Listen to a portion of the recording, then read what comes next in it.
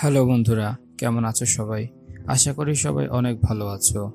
বরাবরের মতো আমি তারিফ চলে এলাম তোমাদের সবার পছন্দের আমি পদ্মজ উপন্যাসের আরও একটি নতুন পর্ব নিয়ে।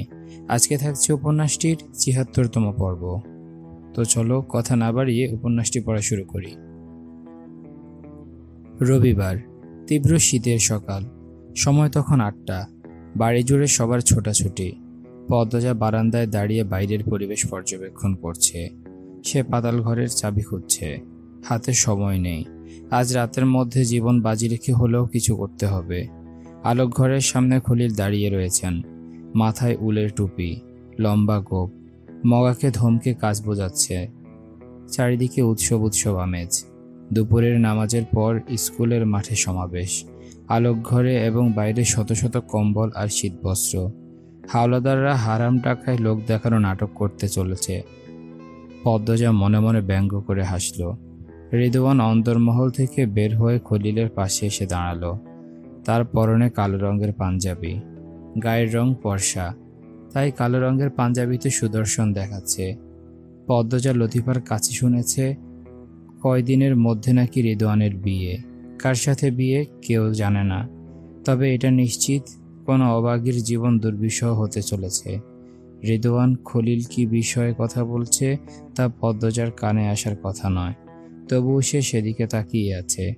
কিছুক্ষণ পর সেখানে উপস্থিত হয় আমির।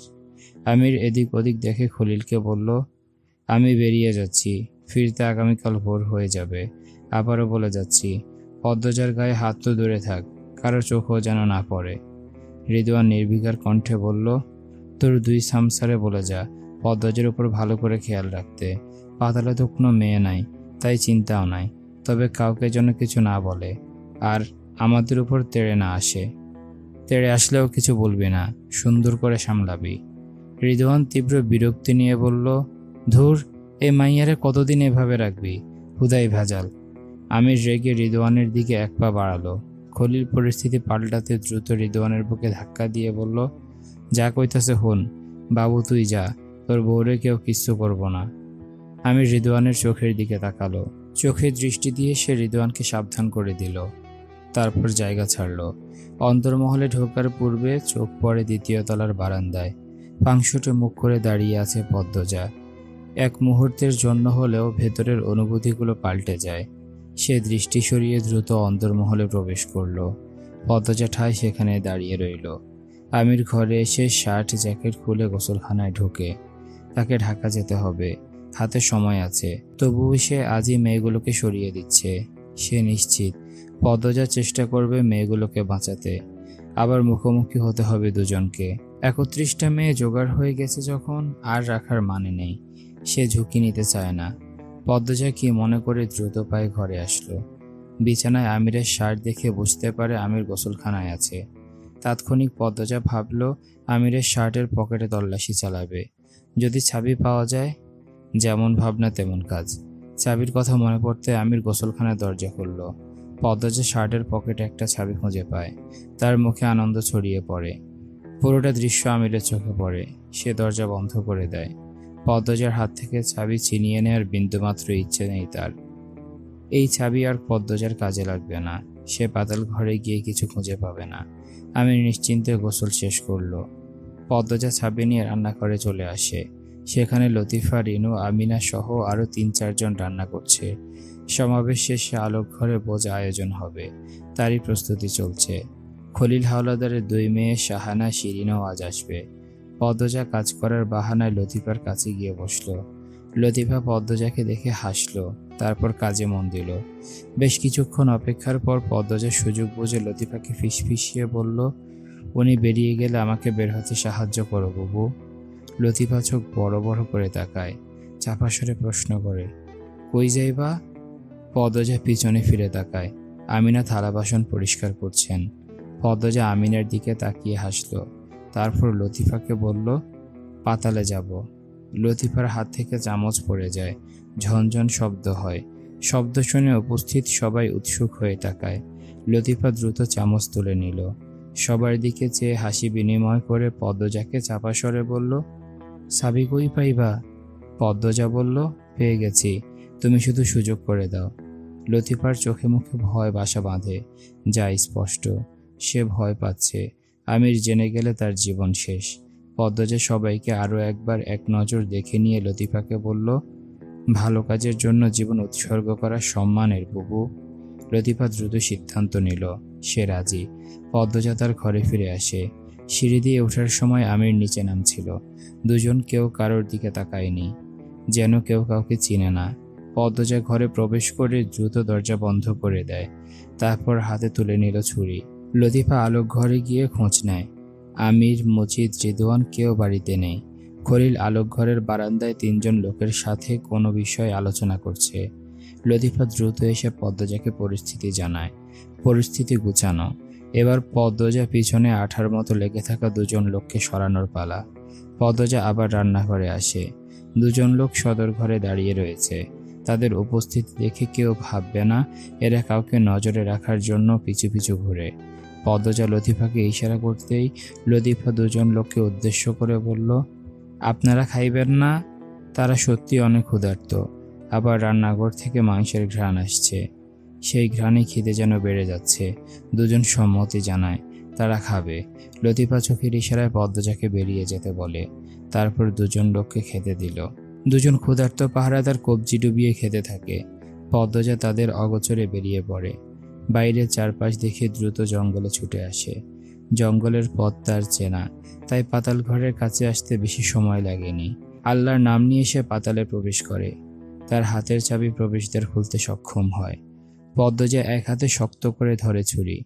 ধরক্ত ও স্বাগতম দরজার মাঝ বরাবর এসে সে থমকে যায়। কেউ নেই, সবকিছু চুপচাপ, নির্জন।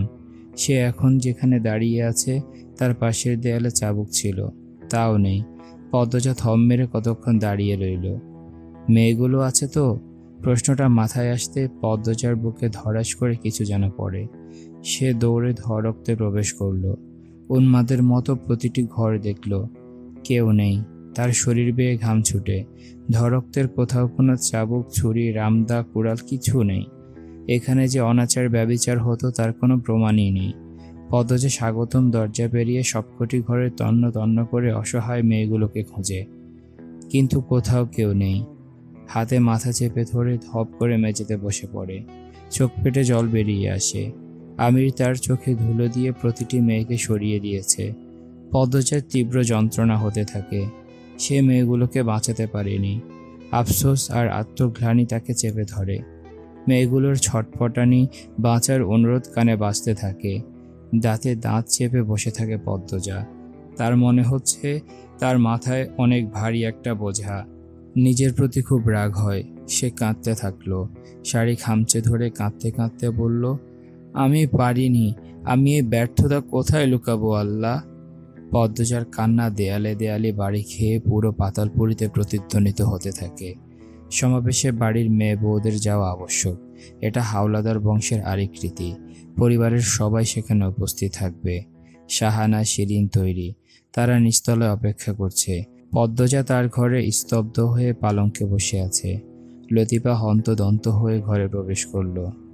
বলল, ও পদ্ম, বোরকা পিন্ধ নাই কেন? জলদি করো। পদ্মজা লতিফার দিকে তাকালো। তার চোখের চারপাশ লাল, চোখে ফোলা ফোলা ভাব। সে আত্মগ্লানিতে তলিয়ে যাচ্ছে। বারবার মনে হচ্ছে সে চাইলে পারত মেয়েগুলোকে বাঁচাতে। সুযোগ ছিল। সত্যিকার অর্থে তার সুযোগ ছিল না। পেছনের প্রতিটি নিঃশ্বাস সাক্ষী। সে প্রতি মুহূর্তে মেয়েগুলোর কথা ভেবেছে, আপ্রাণ চেষ্টা করেছে, হন্য হয়ে চাবি খুঁজেছে। ভেবেছিল আরও 2-3 হাতে আছে। আমির এত দ্রুত 31টা মেয়ে অপহরণ করে ঢাকা নিয়ে চলে যাবে সে ভাবেনি। ঘুণাক্ষরেও ভাবেনি। ভাবলেও কাজ হতো না। কিন্তু এসব কিছুই পদ্মজার মাথায় আসছে না।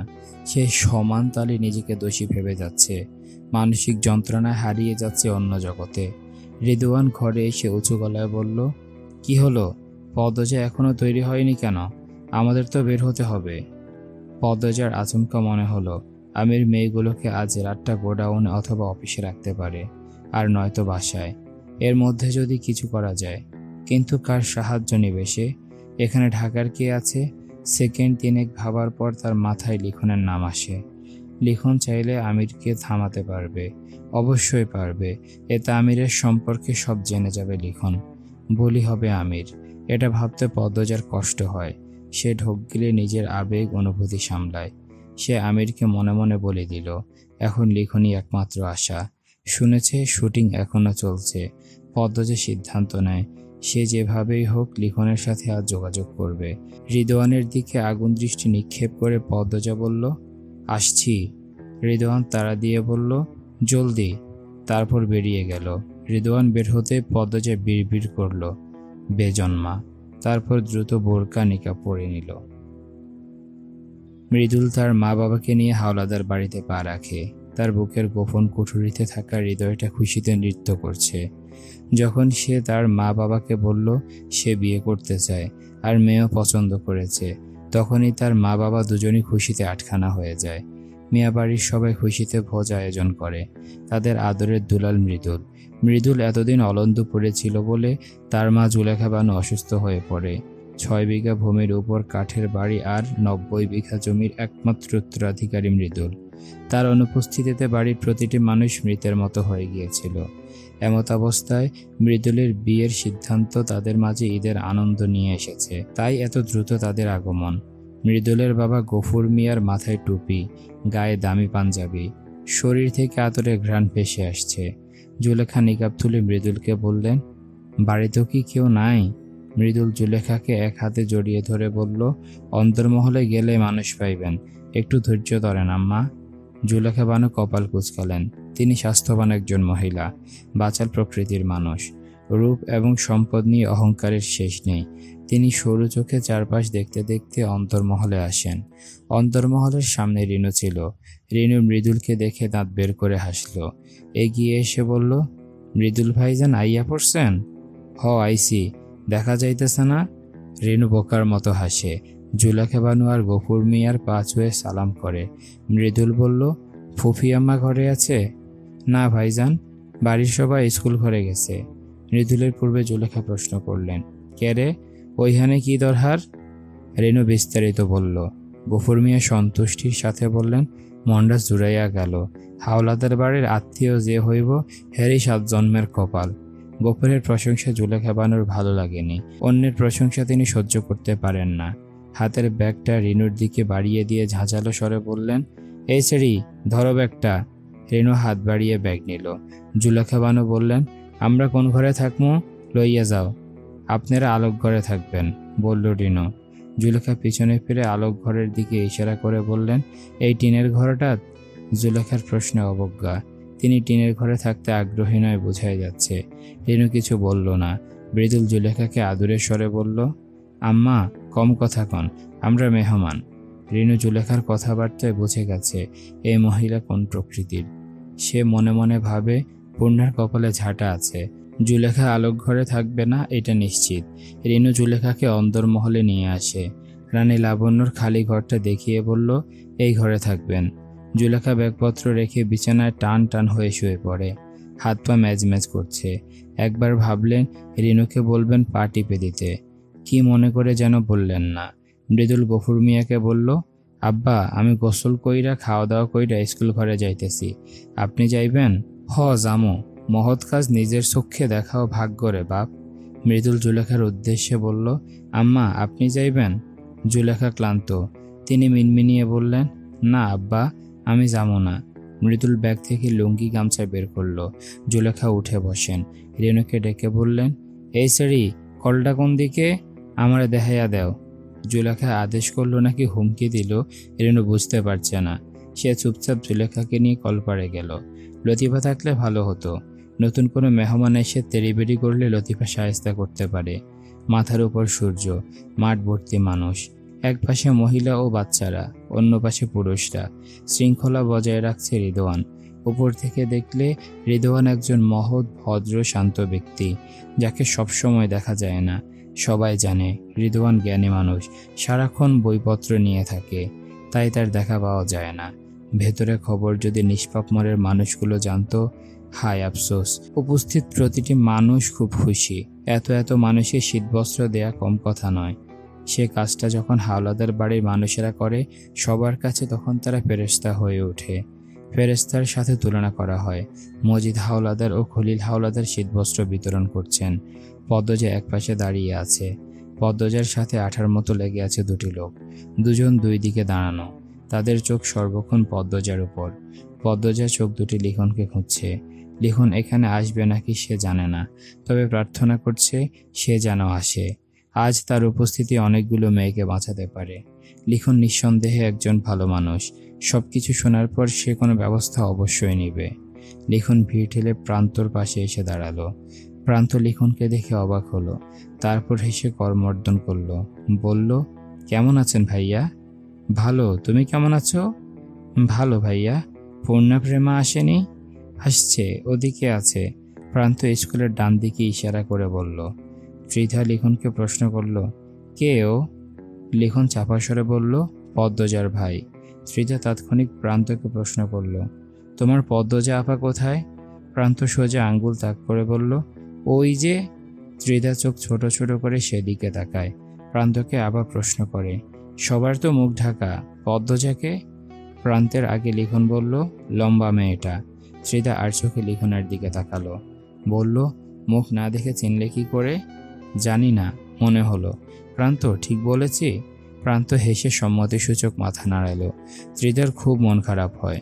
প্রান্ত বলল, ভাইয়া, আপা আপনাকে খুঁজছিল। কোন আপা? পদ্মজা আপা। মুহূর্তে লিখনের কি হয়ে যায় সে নিজেও জানে না। তার বুকে অপ্রতিরোধ তুফান শুরু হয়। পদ্মজা তাকে খুঁজছে, এ যে অসম্ভব। লিখন চকিতে পদ্মজার দিকে তাকালো। পদ্মজার মুখ দেখা যাচ্ছে না, হাত পা ঢাকা। তবুও মনে হচ্ছে সে পদ্মজাকে দেখতে পাচ্ছে। 6 বছর পূর্বে পদ্মজাকে যে রূপে প্রথম দেখেছিল সে দৃশ্য ভেসে ওঠে। তাদের প্রথম কথা, টমেটো আছে নাকি জিজ্ঞাসা করা। কত সুন্দর সে মুহূর্ত। লিখন পদ্মজার কাছে যাওয়ার জন্য পা বাড়ালো। লিখনের চোখে মুখে আনন্দ স্পষ্ট। পদ্মজা খুঁজছে শুনে এতই আনন্দিত হয়েছে মানুষটা। ব্যাপারটা ত্রিধাকে কষ্ট দিচ্ছে। তার বুকে চিনচিন ব্যথা শুরু হয়। শাহানার অনেকক্ষণ ধরে মাথা ঘোরাচ্ছে। সে বেশি মানুষের মাঝে থাকতে পারে না। শরীর দুর্বল লাগছে। পদ্মজার এক হাত ধরে দুর্বল কণ্ঠে বলল, পদ্ম, আমার মাথা ঘুরাইতেছে। পদ্মজা বিচলিত হয়ে বলল, বেশি খারাপ লাগছে? শাহানার চোখ বুজে আসছে। সে অনেক কষ্টে বলল, মাথাত পানি দাও আমার, দেও বোন দেও। স্কুলের পেছনে ঝোপঝাড় আর মাদিনী নদী আছে, একটা ঘাটও আছে, পানির ব্যবস্থা আছে। পদ্মজা শাহানার এক হাত শক্ত করে ধরে ঘাটে নিয়ে আসে। দুজন লোকও সাথে সাথে যায়। শাহানা নিকাব খোলার আগে দুজন লোককে উদ্দেশ্য করে বলল, এই তোমরা আইছো রে? নিকাব খুইলে পানি দিমো মাথাত, যাও তোমরা। দুজন লোক নিজেদের মধ্যে পরামর্শ করে চলে যায়। এদিকে কেউ নেই। কেউ আসতে চাইলেও তাদের সামনে দিয়ে আসতে হবে, তাই ভয় নেই। শাহানা নিকাব খুলে মাথায় পানি দিল। শাহানা মাথা ঝুঁকে রাখে, আর পদ্মজা 2 হাতে পানি নিয়ে শাহানার মাথায় ঢালে। কিছুক্ষণ পানি দেওয়ার পর শাহানা সুস্থ বোধ করে। বিশ্রাম নেওয়ার জন্য সে একটু দূরে একটা গাছের গোড়ায় বসল। পদ্মজা চারপাশ দেখে নিজের নিকাব খুলল। চোখ দুটি জ্বলছে, পানি দেওয়া প্রয়োজন। পদ্মজা যেখানে ছিল সেখানে নেই। লিখন চারপাশে চোখ বুলেও পদ্মজার দেখা পেল না। এখানে আসতে আসতে কোথায় চলে গেল? ত্রিধাও খুঁজল। স্কুলে একবার শুটিং হয়েছিল, তাই লিখন জানে স্কুল ঘরের পিছনে একটা ঘাট আছে। পদ্মজা সেখানে থাকতে পারে ভেবে সেদিকে গেল লিখন। দুজন লোক নিজেদের মধ্যে কথা বলতে বলতে তার পাশ কেটে ভিড়ের দিকে যায়। লিখন ঘাটে এসে থামে।